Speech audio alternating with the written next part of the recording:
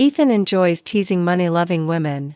He took me shopping for a gift, only to claim he was bankrupt at the checkout. When he saw me out drinking with another man, his eyes brimmed with mockery. Short on cash? Leaving me so soon for someone else? But I shoved a card into his hand. It was all my savings. I said. I want to help you. Just bankrupt. Let me help you start over, okay? He was stunned.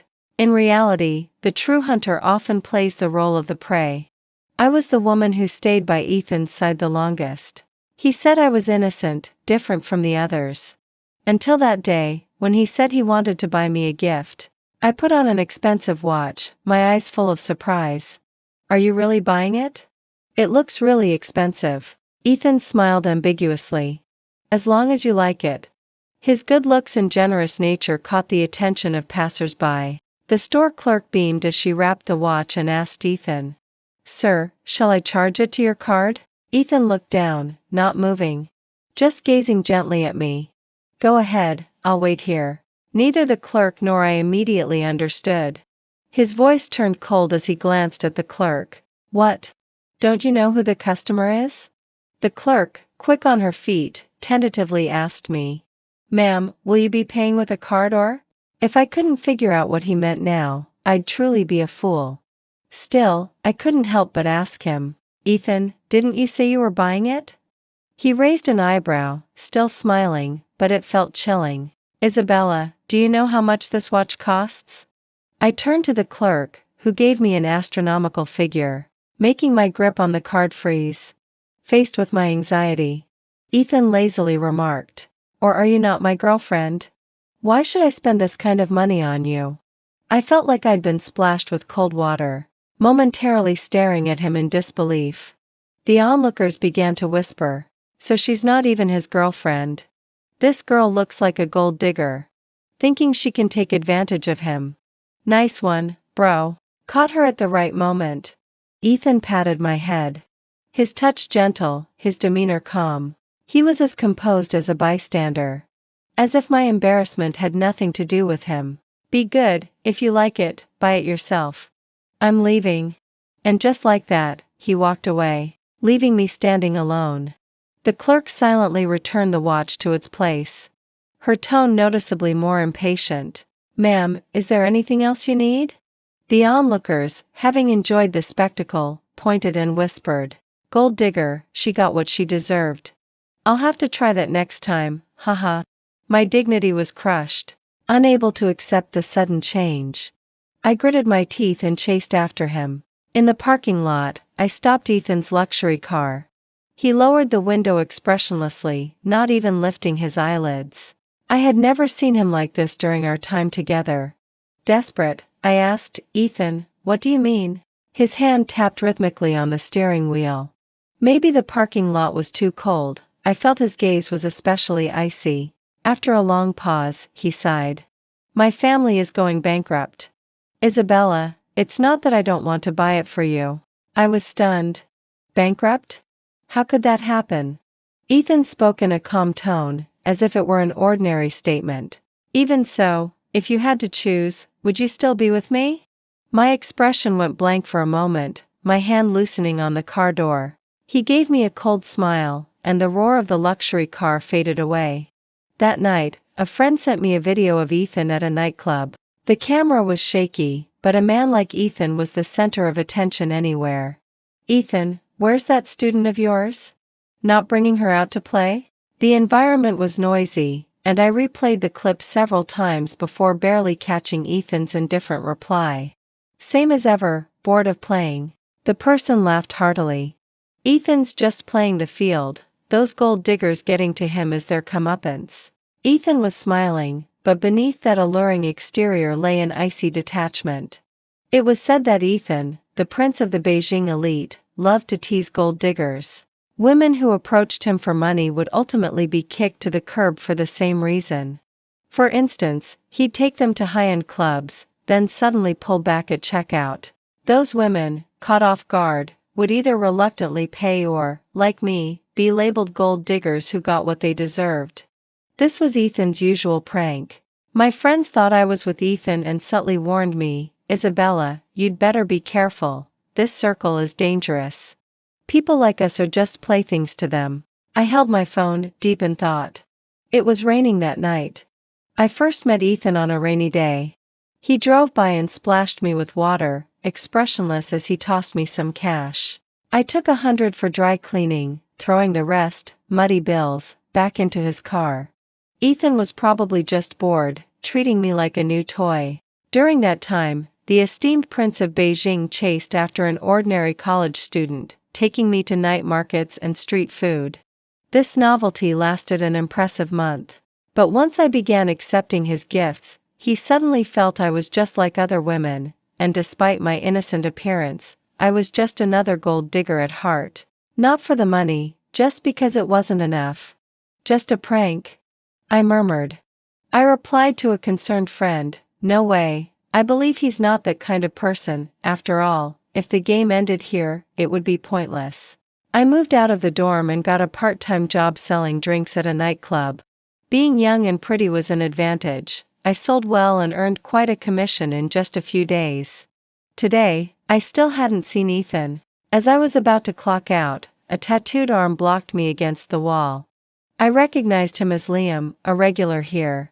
There were some unspoken conflicts between him and Ethan, but that's another story. He looked me up and down with interest and asked, "Ethan's woman?" I frowned. He pulled up a photo on his phone, one of Ethan and me at the mall, captioned sarcastically, "How to identify a gold digger." Liam grinned, teasingly pinching my chin. That bastard Ethan only does wicked things. I say, a pretty woman isn't for teasing, she's for cherishing. If you're with me, I could shower you with cash, it's just a watch, I'd have gotten it already. I fought off my disgust and was about to push him away when I caught a familiar figure out of the corner of my eye. As Liam moved closer, I changed my mind and placed a hand on his shoulder, alluringly suggesting, "Then, how about a drink?" He chuckled, shaking a black card between his fingers. "Let's drink. For every drink you share with me, I'll open a bottle." Expensive bottles lined the table, and the girls who came with us looked on enviously. "Wow, sis, you're lucky, you're surrounded by big spenders." I poured drinks with practiced ease while Liam stared at me hungrily, suddenly pulling me onto his lap. "I've spent so much, I deserve some special service, right?" My hand shook around the glass. He squeezed my waist again, saying, "Feed me a drink." I suppressed my nausea. At the same time, I felt a cold gaze piercing through the vibrant lights, landing on me. As I choked down another drink, tears in my eyes from Liam's advances, I locked eyes with that gaze. Ethan stood not far away, the flickering lights casting a breathtaking glow over him. Arrogant and noble. A stark contrast to my disarray. In the restroom, I nearly emptied my stomach. As I squatted down to rest, a mocking voice came from above. "Isabella, are you short on cash? Left me so soon for someone else?" I looked up, meeting Ethan's deep gaze, frozen in place. He loomed over me, filled with disdain. As if the next line would be, "See? You really are a gold digger." The cold lights above cast sharp shadows on his features. I swallowed hard. "It's not what you think," his tone grew more mocking. "Because I can't even afford a watch, Liam can buy it for you, right?" I didn't know what to say, just shook my head desperately. "Don't cry," he said, eyes smiling yet devoid of warmth. "No need to put on a show for me. After all we've been through, don't blame me for not warning you. Be careful not to get played by Liam. Isabella, I hope you get what you wish for." He turned away, seemingly having seen through everything, utterly uninterested. In that moment, I finally called out his name. "Ethan." I rushed in front of him, stubbornly lifting my chin. "I told you, it's not what you think." He lowered his eyelashes, opening his palm. In his hand lay the card I had suddenly shoved at him. I stared at him intently. "Yes, I need money, I'm here to earn it. This is all my savings, I want to help you. Just bankrupt. Let me help you start over, okay?" The lights above flickered. Ethan stood stunned, his gaze fixed on me, gradually reflecting my image. After a moment of silence, confusion crossed his face. "Help me?" I nodded vigorously. I sold my house, there's nearly 2 million here. I can paint, my artwork can sell, and I'm just trying to earn extra cash selling drinks. Ethan's eyes shifted slightly. Selling your house? So you? He knew my parents divorced, neither wanting me, leaving only that little house. I pressed my lips together. It's okay, I rented a place, and I'll have more freedom. That amount may not seem like much to you, but I genuinely want to help. For a moment, the air felt still. Ethan stared at me, as if I were a creature from another world. After a long pause, he chuckled softly, slipping the card back into my coat pocket. Has anyone ever told you that you're really foolish? I held my breath, hurt flooding my expression. Without another glance, he turned and walked away. Only after his figure vanished did I sigh. Ethan, I saw it all. I saw the flicker of reluctance in your eyes. Liam hadn't left. Determined, he kept me close, opening one expensive bottle after another. Everyone envied me for being with a wealthy man. Liam wrapped his arms around me, whispering in my ear, "Who's better, me or Ethan? Speak up, As he spoke, his hand slipped under my waistline. The people around us consciously turned away. I jumped up to pour drinks, avoiding his grasp. Liam missed and his expression darkened. It's no fun if you play hard to get. He tried to hug me again, and I pushed him away, causing my glass to shatter on the floor. My face paled. He swore under his breath, pulling me down onto the couch. Please, Liam, don't do this. Do you think I'm spending money for charity? He sneered. Am I not more generous than that, Ethan? Suddenly, a loud crash rang out. A bottle smashed at Liam's feet. I blinked in shock, following the wine-stained path upward to see Ethan's smirking face. Noble and aloof, as beautiful as a flower on a high peak. Liam was about to explode but bit back his anger, gritting his teeth. Ethan, looking for trouble? Ethan glanced back, noticing my red-rimmed eyes, and the smile faded, replaced by a sharp gaze. Are you not coming over? I hesitated, then pulled my coat tight and hid behind him. Liam, frustrated, exclaimed, I paid for her. I reached out, cautiously grabbing Ethan's hem, tears in my eyes. He paused, casting a disdainful glance at Liam. My girl, do you even qualify? Liam fell silent, only daring to glare. Ethan turned and took my hand, leading me out. The warmth of his hand sent chills through me. I calmed down, gazing at his chiseled profile, slowly smiling. Ethan shoved me into the car, his eyes icy. Listen, whatever you're planning, stay away from me and don't come back here. I clung to the car door. I won't. He frowned. No? Then what do you want? I stood on the edge of the door, shouting, I want to be with you. In that moment, something seemed to flicker in his eyes. After a brief pause, he sarcastically replied, Isabella, do you think I'm lying to you? My family's going bankrupt, I'm just coasting along. You won't gain anything from me. I shook my head, I only want you. He was momentarily speechless, and seemed a bit angry. Why? I thought for a moment, because I like you. He laughed, slightly annoyed. Then he gently pulled me, and I fell into his embrace. His voice, steady but threatening, said, All right, I'll show you. Ethan took me to an unfamiliar upscale club. He was tall, and with every step, I had to take two just to keep up. I had countless opportunities to back out. Until he opened the door and countless eyes turned toward us. Aren't you busy? Wow. Who's this beauty, your new girlfriend? The crowd seemed rich and teasing. Ethan replied nonchalantly, Do I have such poor taste? A few guys chimed in, If she's not a girlfriend, introduce her to the brothers. Ethan looked at me, his smile warm but his words icy. These are my good friends, Ethan's family can't do without their support right now. Isabella, didn't you say you'd help me? He leaned in, his tone cruel. Then make them happy. I was stunned, momentarily incredulous. He glanced at the door, as if to say it was still not too late to leave. But I loosened my clenched fists.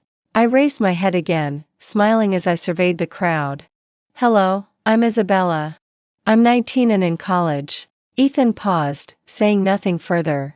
The man who first spoke looked excited. Still a student? Ethan, you're a beast. The crowd laughed. A few shoved me to sit in the middle. Pretty girl, don't be fooled by Ethan's playboy act. Thousands of women have cried over him, don't get too attached. I pretended to think, how do you know I'm not the special one? The room fell silent for a moment, then burst into laughter. Such innocence.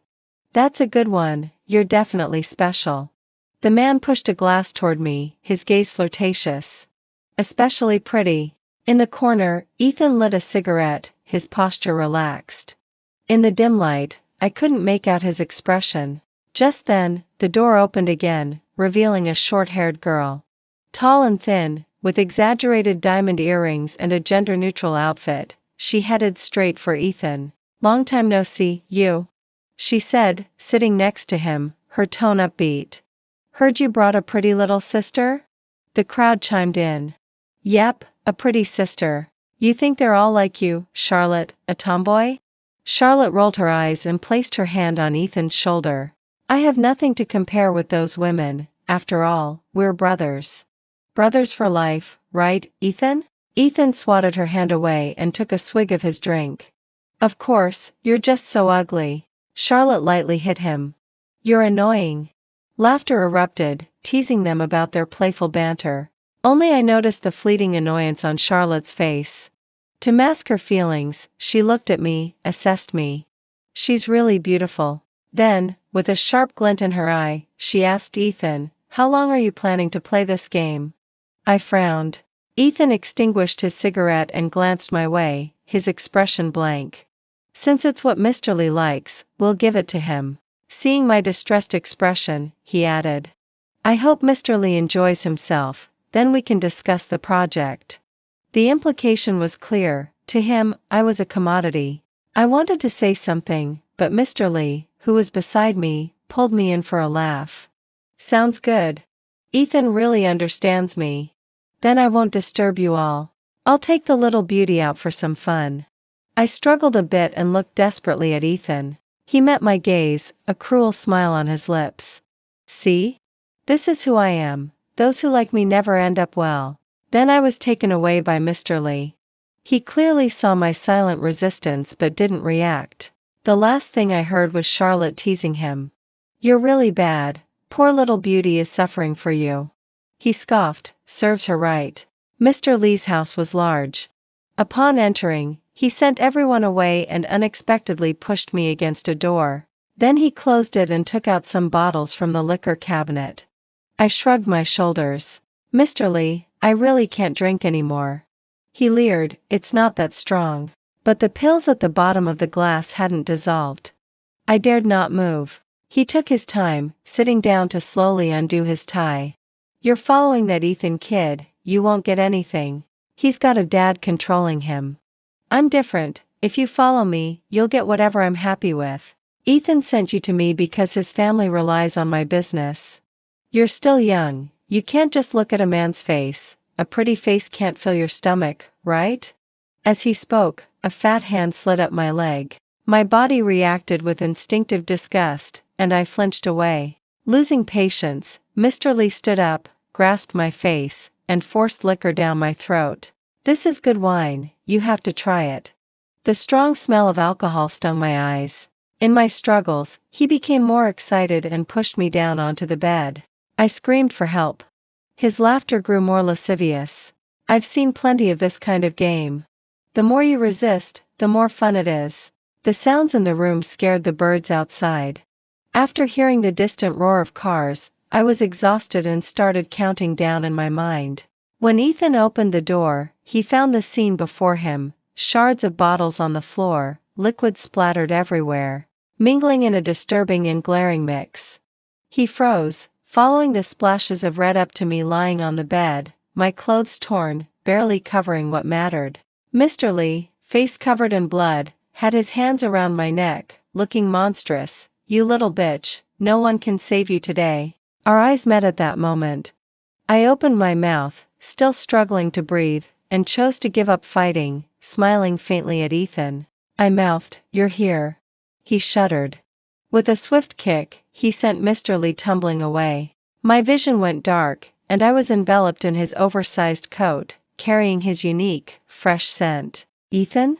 Mr. Lee, red-faced with anger, shouted, "What are you doing here?" Ethan's expression was tense as he held my shoulders, his gaze heavy with a darkness that seemed endless. "I've told you not to be with him. Why did you still come? Couldn't you find a chance to escape?" I wanted to speak, but my tears came first. The strong alcohol burned my throat as I managed to say, "I knew you'd come. But you're late, so I smashed him. I've wanted to do it for a long time." Ethan's face turned pale as his gaze fell to my neck, which was probably bruised. He suddenly reached out, gently touching it. "Does it hurt?" In the next moment, my pupils dilated, and with all my strength, I pushed him away. Mr. Lee, furious, swung a bottle meant for Ethan, and it struck my head. Red blurred my vision. After a sharp ringing in my ears, I heard Ethan tremblingly call my name, his eyes filled with a panic I had never seen before. "Isabella!" Intense pain surged through me. As my consciousness faded, I reached up with effort to touch Ethan's face. A tear fell into my palm, which I gently wiped away. I said, "Don't cry. Ethan, your prank is over. Here comes the game I've tailored just for you.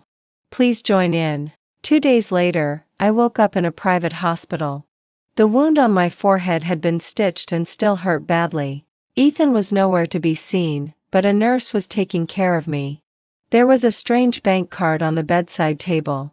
I opened my phone and saw a message from Ethan. "The school has arranged your leave, and the hospital is set up. Focus on healing. The money on this card is compensation for your injury. We're even now, so let's not see each other again." I forced a smile and looked around the luxurious single room. This time, they were willing to spend money. The nurse seemed to be waiting for me to ask her something, but I remained silent.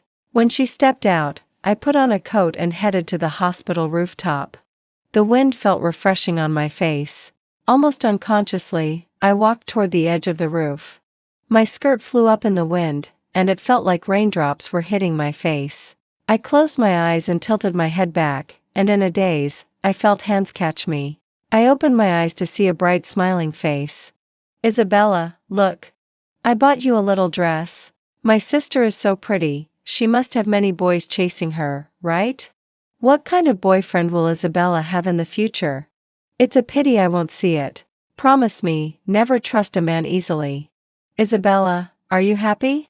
I shook my head, tears streaming down my face. The shadow in front of me gradually faded, while the same scene had played out countless times in my dreams. It was like the lingering dampness after heavy rain. A chill swept over me, and I shivered. Suddenly, I heard a faint sound behind me. When I turned around, someone lifted me and pressed me against the wall. Looking up at him, I said slowly, "Aren't we not supposed to see each other?"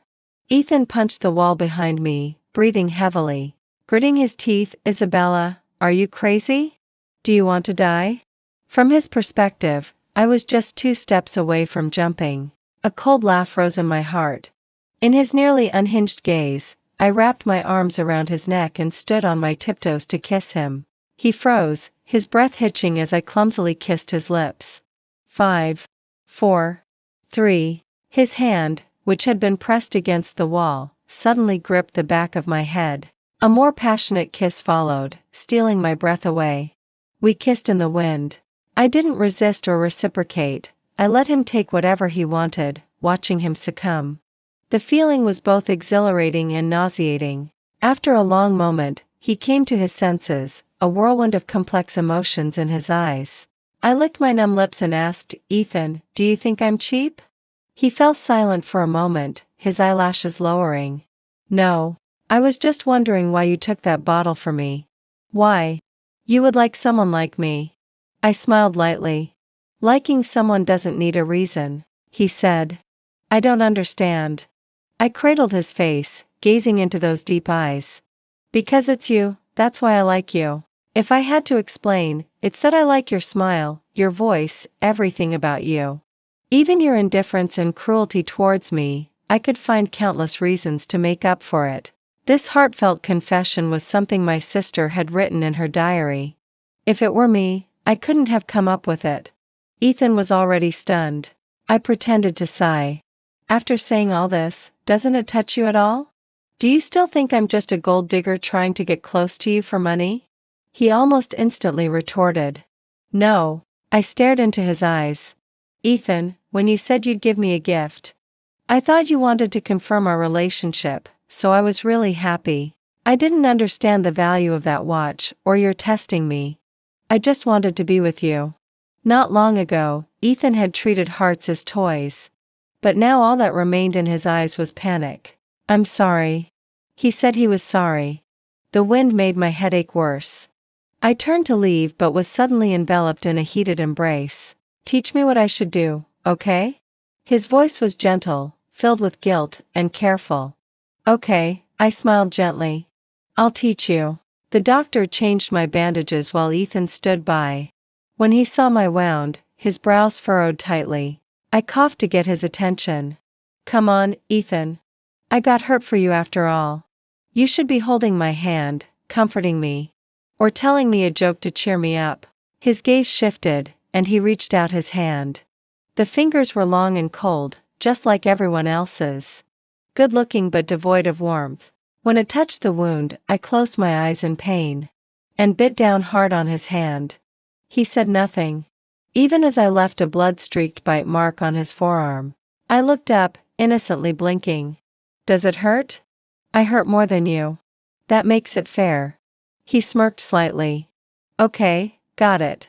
A week later, I was discharged. Ethan drove me to my rented apartment. As he opened the door, his expression tightened. You live in a place like this? I replied. It's fine. But once he sat down, everything felt out of place. After a pause, he asked. About your old apartment. I sold it, I said. I don't care about what they left me. I poured him a glass of water in my cartoon mug. He took a sip, then looked up seriously. You should come stay at my place. I turned to him. He added. I usually live alone, the maid comes occasionally. You can have any room you want. Sounds good, I nodded. He paused, seemingly surprised by my quick agreement. After a quick tidy up, I moved from my shabby apartment to Ethan's luxurious mansion. A place stunning from the outside, oozing with wealth. I lowered my head, feeling a bit down. Looks like even if you went bankrupt, you wouldn't miss my little money. He didn't see my sarcastic look, replying, there are things I'll tell you later. Isabella, give me some time. I smiled but stayed silent. Clearly, once a crack opened in his heart, change could happen instantly. Even later was something he dared to say. It was said that the princelings of the capital mingled with many flowers, but none could cross the threshold of his home. He was cold and selfish, always in the position of the superior, waiting for prey to fall into his net. But in reality, true hunters often appeared in the guise of their prey. The next day, Ethan personally drove me to school. Before I even got out of the car, his luxury vehicle attracted a lot of attention, including my former roommate.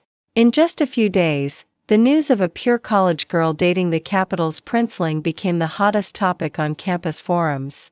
I'm so jealous, being pretty is such an asset. That's Ethan. I've never seen anyone so handsome, he even personally brought her to school. I heard from her roommate that Ethan has already dumped her, yet she moved out to live with him. TSK, shameless gold digger. Even at the library, I encountered snide remarks. Look at those who are kept, they still find time to study. What reason do we have not to work hard? I ignored them. After hearing about it, Ethan's expression darkened, and he asked if I needed him to handle it. I declined, showing a hint of grievance and turned to comfort him. It's fine, I only care about what you think of me. His gaze was heavy, and he didn't reply. Soon enough, the gossip seemed to vanish. Ethan was busy with something and I hadn't seen him for days. After class one day, I spotted a familiar car and thought it was him. When the window rolled down, it was Liam's leering face. Well, if it isn't the thrifty Miss Isabella. I heard you're being kept by Ethan, how generous of him. I ignored him, but he followed slowly in his car. Hey, don't be so rigid. You only see the glamorous side of Ethan, that's useless. One day, you'll regret not choosing me, and that day will come soon. I'll have him under my foot, everything he has will be mine. Last time, Ethan took me away from him, and he shrank back. Now, he sounded much more arrogant. I stopped and looked at him with interest. Oh? So confident? He grinned. Just wait, he's taken my place, but one day he'll have to give it up. If you regret it now, I might consider it. I scoffed. Little Liam, let's talk when that day comes. Hope you don't let me down. Back at Ethan's house, I met Charlotte again. The girl who was supposedly his brother, dressed in a neutral style yet with makeup more refined than mine. Ethan wasn't back yet, and she waited outside. Upon recognizing me, her expression instantly changed. You're here for Ethan? She looked guarded. Didn't he send you off to that Mr. Lee? How dare you cling to him? I walked past her, opening Ethan's door with facial recognition right in front of her. Then I smiled. Miss Charlotte, please come in, he'll be back later. Charlotte's eyes widened, and her voice rose several pitches. You? How could you open Ethan's door? You live in his house? I raised an eyebrow. Can't you tell? She pushed past me into the house, seeing my slippers by the entrance and my clothes on the sofa. Ethan wouldn't let you live here. She looked incredulous. He sent you off to Mr. Lee. How can you still cling to him? I smiled gently. Why are you angry? Do you actually like Ethan? Her face turned red, and she cursed. What nonsense. I've been his friend for years. I just can't stand women like you who rise by selling their looks. You're not worthy of him. He clearly said you're just a gold digger. How could he really like you? I heard you're still a student? She sneered. You better leave, or everyone around you will know. Know what? A cold voice interrupted the moment. Ethan suddenly returned, his sharp gaze scanning the room. Charlotte flinched. I came to find you. I didn't know she'd be here. My eyes lit up. You're back. In Charlotte's shocked gaze, Ethan opened his arms to catch me, his expression softening. She's my girlfriend, of course she's here. The words girlfriend were the first to come from Ethan's mouth. I lowered my gaze, smiling. Charlotte was stunned. How is that possible? Ethan, are you joking? You said a woman like her. Shut up, Ethan snapped, his eyes tightening. Don't think too highly of yourself. Think too highly? Ha, you're saying that because of this woman. Charlotte glared at me, gritting her teeth. You'll regret this. She stormed off. I let go, unimpressed. Are you regretting falling out with your good buddy for me? Ethan frowned. What buddy? I only have business dealings with her, we just met earlier. He suddenly smiled meaningfully, lowering his voice. Are you jealous? I smirked internally. He sat beside me and, to ease the tension, pulled out a photo. This is one you left in the car. Is the person in the photo you? I froze. It was an old photo of two little girls smiling at the camera.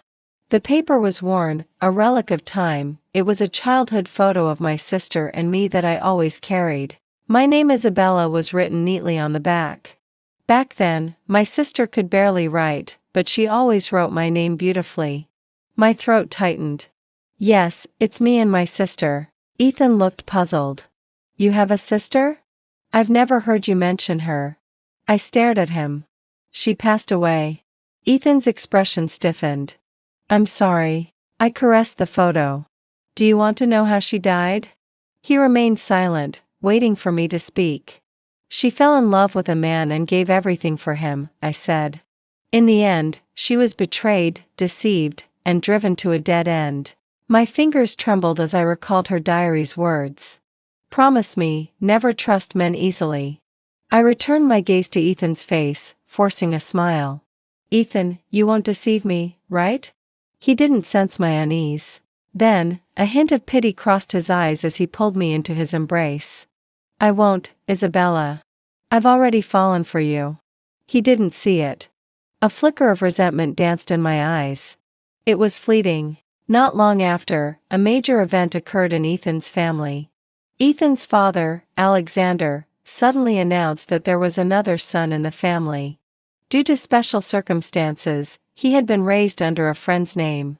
That is, Liam, the youngest son of the Liam family. Now, Alexander claimed his health was failing, and the family business must be handed to the next generation. The media and industry insiders were shocked. This move effectively told everyone that Liam would inherit the family fortune, taking half of Ethan's. Once the sole heir, Ethan now had a brother ready to claim his share. Ironically, this happened on Ethan's birthday. Ethan locked himself in his room when he returned that afternoon. No matter how I knocked, there was no response. I didn't ask what happened, just stayed by the door, telling jokes to cheer him up. As night fell, his tired voice finally came through the door. "I want to be alone, don't worry." "But..." I gently knocked again. "It's your birthday, let me keep you company?" He fell silent again. I looked around and ran to the garden, bringing a ladder to awkwardly climb to his window. Ethan looked dejected, surrounded by empty bottles. Seeing me climb through the window, he rushed over. He pulled me inside, shocked and angry. "Are you out of your mind?" Though it was the second floor, a fall could still be serious. I smoothed his furrowed brow caused by anger. "I was worried about you. Is drinking all this alcohol not painful?" When I worked at the nightclub, drinking too much was really hard. "I could make you a hangover soup, it'll help." He stared intently, his gaze like flames threatening to burn a hole in me. I rambled on. "Besides, today is the first birthday I'm celebrating with you." A tight hug silenced my chatter. Ethan trembled with every breath, like a drowning man finally grasping his lifeline. Outside, the night was dark and unyielding. In that moment, I became the salvation of the one I despised most. Today is not just my birthday. It's also the anniversary of my mother's death. Saying this drained color from Ethan's face. When I was little, Alexander cheated and had an illegitimate child, now Liam. Because of this child, Alexander forced my mother to divorce him and planned to fight for custody. On my birthday, the mistress brought the child into our home. My mother, she? Ethan's gaze went vacant. She committed suicide. Just 2 hours earlier, she was celebrating my birthday. Before midnight, she died on my birthday. It was Alexander and his mistress who drove my mother to her death. Ethan felt as if he had fallen into a nightmare again, his tightly clenched fists turning white and trembling. "My mom is dead." Alexander couldn't give the illegitimate child and that woman a name right away because of public opinion, so he paid to keep them elsewhere. He thought that after a while, when no one remembered his wife who had committed suicide, he could deal with it again. But that woman is not easy to handle. She holds Alexander's secrets and repeatedly blackmails him for large sums of money. Eventually, driven to desperation, Alexander orchestrated an accident to kill her. Ethan's lips curled into a sickly smile. "Of course, Alexander didn't do it. I'll deal with her when I grow up." My heart trembled. As for Alexander, if he knows what's good for him, once the Ethan family is in my hands, I'll expose his crimes, and I'll personally send him to prison to enjoy his old age. But he still dares to acknowledge that illegitimate child. Ethan closed his eyes, seemingly using all his strength to suppress his emotions. When he opened them again, a crazed bloodlust surged. "It doesn't matter, none of this family fortune will fall into Liam's hands." I could easily guess what he wanted to do next. Ethan returned to his senses, looking at me cautiously, wanting to touch me but hesitating. "Isabella, don't be afraid. Alexander must go bankrupt. I will destroy the things he cares about the most, even if it means I'll have nothing." I took his hand, offering gentle comfort. "Fool, you still have me." The moonlight spilled into the room, hazy and surreal. Ethan trembled, instantly resembling a child who had done something wrong, shrinking back. "Isabella, I'm a despicable person. That woman caused my mother's death for money and status. So from that moment on, I despised all women who only saw money, as if I could only find pleasure in avenging them. I didn't believe in sincerity until I met you. I often regret the way I tested, deceived, and humiliated you at the beginning. Without you, I might have no future. I'm entrusting all my secrets to you. I want to beg for your forgiveness. I want to keep you." He laid his heart bare before me. I didn't speak, I simply held him close. I had heard the most absurd reasons. And any longer, I would have revealed the mockery and hatred in my eyes. He gradually tightened his embrace, his breathing evening out next to my ear. My birthday wish is that every year on this day, you'll be by my side. Fool, once a wish is spoken, it won't come true. The Ethan family held a shareholder meeting, and Liam swaggered in. I accompanied Ethan and waited for him downstairs. Charlotte was also there. She casually sat across from me, her diamond earrings dazzling. Ethan must be too busy for you now, she said. There's an illegitimate child that popped up in the Ethan family, and his priority is to protect his interests. And you, besides entertaining him, can't help him at all. I sipped my tea without looking up. Oh, she scoffed. What he wants, I can help him fight for, he'll know my worth. You should leave to avoid embarrassment. I replied, oh. She smashed her cup. Let's see how long you can keep pretending. After the meeting, Liam was the first to come down. He was all smiles and got even more excited upon seeing me. Ethan's little girlfriend. Are you here to congratulate me? I smiled. Liam. You should call me President Ethan now, he waved his hand. I said one day I'll take back what belongs to me. I looked down at my book. Congratulations. Liam moved closer, placing a hand on my shoulder, looking triumphant. The Ethan family fortune has half my name, and I'm also a bit interested in Ethan's woman. You've got some skills, even someone like Ethan treasures you. I wonder how you are in bed. Just as he finished, a punch sent him sprawling, rolling several times before stopping. I had seen many sides of Ethan, but never one so dangerously fierce. As Liam tried to get up, Ethan kicked him down again. No one dared to intervene as one heir beat up another. Liam cursed, and Ethan kicked him harder. It continued until Liam couldn't get up anymore, and then a bodyguard pretended to step in. Charlotte was also stunned. I slowly walked over and hugged Ethan from behind. I'm fine, don't be angry. His clenched fist relaxed, but when he turned, his eyes were still terrifyingly red. Liam was being dragged away, still shouting curses. Ethan, remember, from today on, I'm also an Ethan. Can you change that fact? Humph. Just wait, I'll make Dad see who truly deserves to be his son. Ethan took my hand and left, with Charlotte chasing after us. Ethan, you don't need to stoop to his level right now. If you soften up to Uncle Alexander, I'll help you, he can't compete with you. She blocked the car and pointed at me to scold, and you? Ethan never liked you, how could you forget how he treated you? Now, because of you, they fought in public, bringing Ethan unwanted trouble. What's your true intention? Ethan, only I can help you, can't you see that? Charlotte rambled on, completely oblivious to Ethan's darkening expression. The car engine roared to life. Ethan coldly uttered two words, get lost. Charlotte, full of reluctance, barely dodged as the car drove past. Isabella. I will make Ethan see your true colors. I didn't ask Ethan once about what he planned to do next. He started coming home late and early, enjoying lying on my lap while I told him about school. As we were talking, he suddenly said to me, Isabella, once this is all over, let's get married. I smiled faintly and said nothing. Soon after, the Ethan family announced their bankruptcy.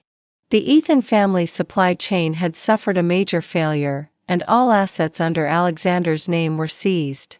Ethan had been biding his time, having planted invisible bombs in the Ethan family. Once Alexander decided to distribute the family fortune, he would rather destroy everything than let his enemies benefit. No wonder he said the Ethan family would eventually go bankrupt.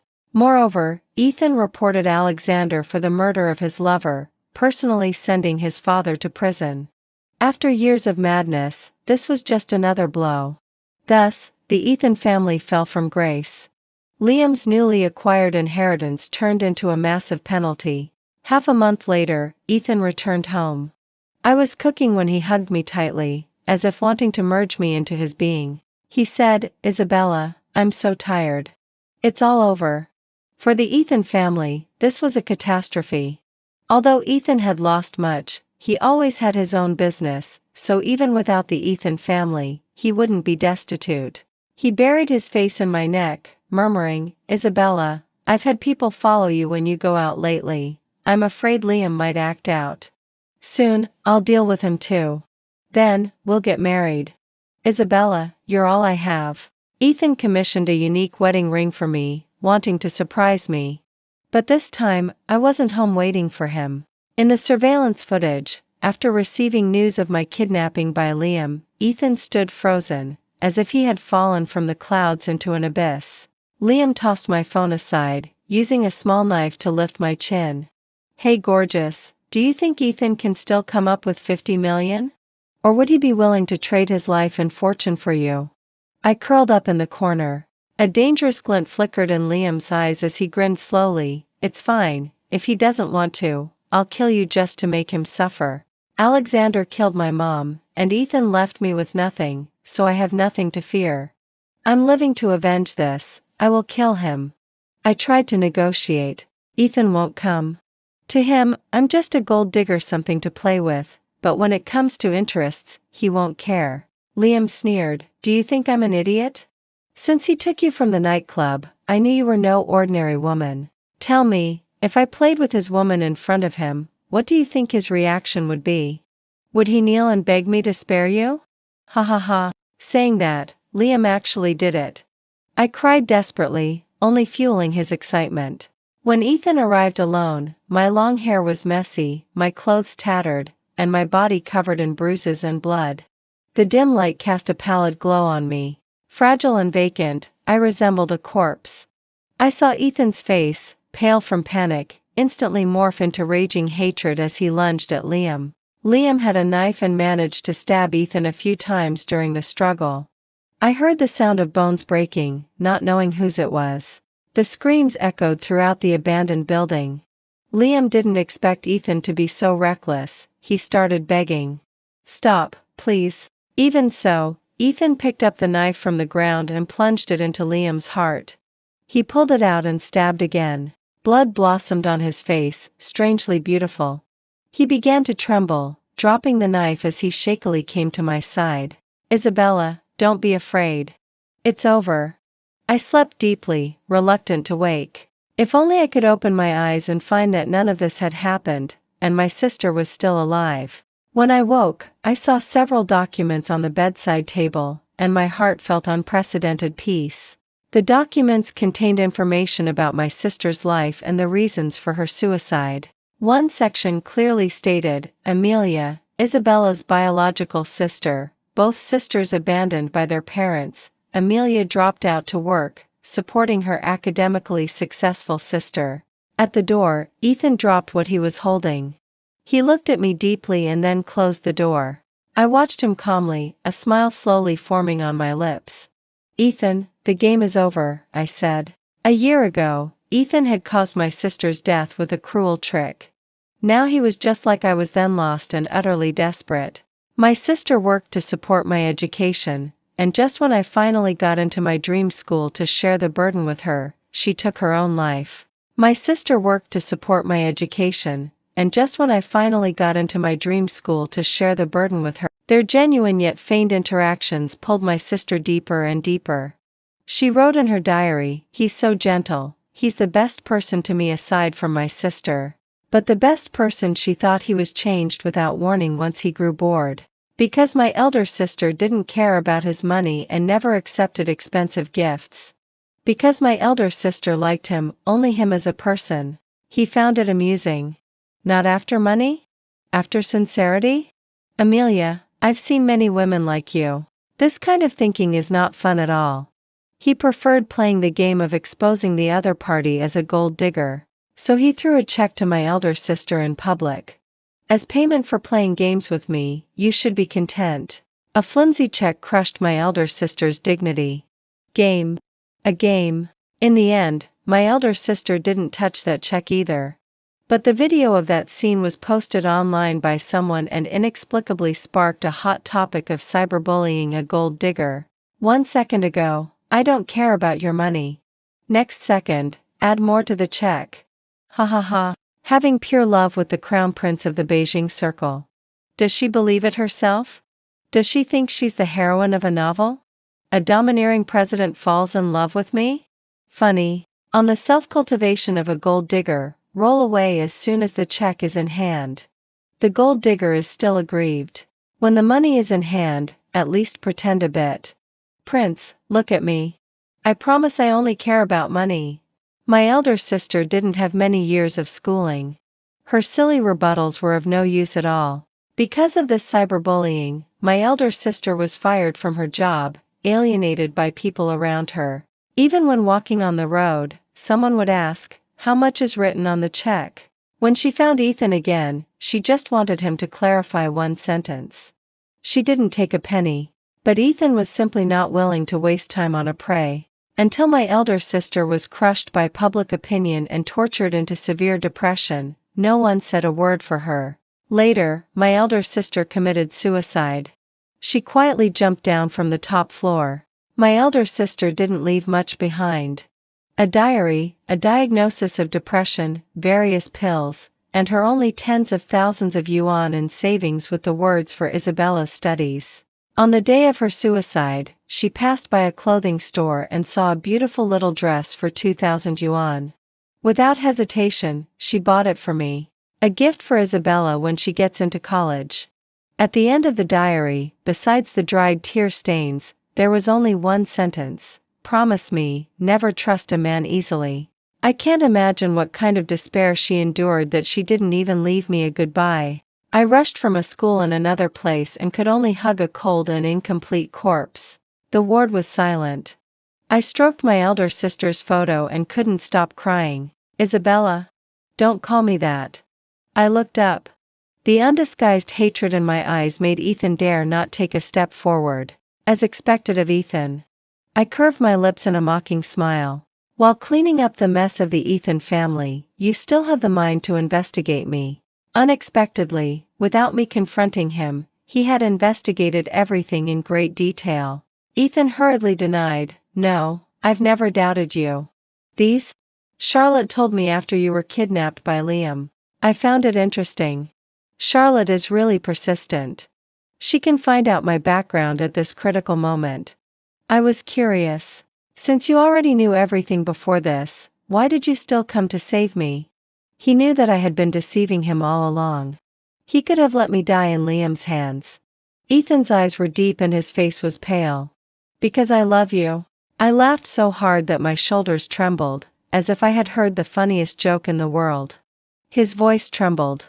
"So, I clearly knew this was a trap. Even the kidnapping was part of your plan. But when I saw you covered in injuries, I threw everything aside." I raised my eyebrows and couldn't help but applaud. So clever.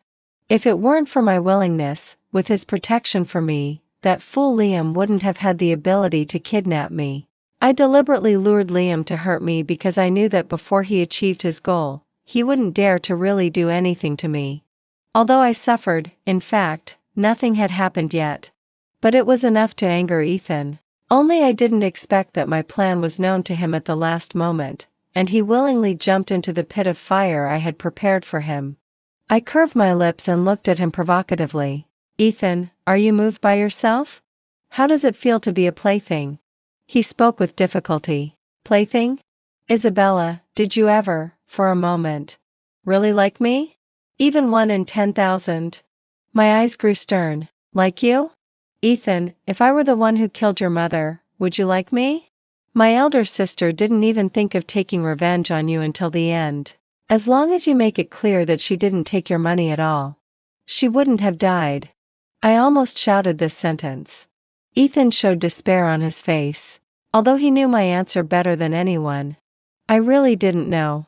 I really didn't know that I killed your elder sister. If I had never hurt your elder sister, would there be any other possibility for us?" I sneered. "You have already killed the only person in this world who has ever been sincere to you. People like you don't deserve sincerity." He trembled all over and in an instant felt as if he had fallen into an abyss. The police arrived. The door was locked, so they warned Ethan outside to open the door. He surrendered himself before I woke up. Liam's body had been found. At the last moment, he resolutely and with all his strength hugged me into his arms. In my ear was his choked and trembling cry. "Isabella, when I learned everything, I wasn't angry because I was deceived by you. But I realized that we no longer have a future. He wiped the tears from my face. The police burst through the door. I stared numbly as he was handcuffed, tears streaming down my face once more. Sister, I'm so tired. My encounter with Ethan was planned from the very beginning. I knew everything about him. On the surface, he seemed arrogant and indifferent, but in reality, he hid a twisted and sorrowful heart because of his mother's death. Once he tasted love, his feelings grew wildly. Liam was the one who had initially sent out the video that led to my sister being bullied online. He was Ethan's arch-rival, probably wanting to make Alexander think Ethan was just a playboy and not a good heir. In the end, it indirectly caused my sister's death. So in the final confrontation between Ethan and Liam, I would be happy no matter who died. I pushed Ethan to destroy his own family because Alexander had buried the truth about my sister's death to pave the way for his son. I wanted them to fight each other. I wanted the one who remained to pay the price. I wanted Ethan to experience what it felt like to be treated as a plaything. The trial for the Ethan murder case began. The case was special. Although Ethan's motive was to save me, I testified that Liam had already given up and was pleading for mercy. Every stab Ethan made afterward was aimed at killing. Moreover, he didn't call the police for help immediately. By the time the authorities found out, the man was already dead. There was also an anonymous piece of evidence indicating a lot of past grievances between the two. The recording provided in this evidence captured Ethan's harsh voice. If Alexander doesn't kill her, I will when I grow up. I'll take care of him soon. The nature of the case changed. At the second hearing, Ethan was sentenced to 10 years. From beginning to end, he never hired a lawyer nor uttered a word of defense. To avenge my sister and get closer to Ethan, I transferred to this school. Later, I went back to the university I had initially been accepted into. There, no one knew me. I focused on completing my studies and found a desirable job after graduation. I didn't get married. With the money from selling my house, I traveled the world with my sister's belongings. I no longer had nightmares because my sister told me in my dreams that she had found a new home. A carefree, joyful new life. One snowy day, 10 years later, my sister's gravestone looked like it was draped in a white wedding dress. I thought in that world, she must have met someone who could exchange heartfelt feelings with her. I caught a snowflake. Out of the corner of my eye, I noticed a bouquet of white roses quietly lying in a corner covered by the snow.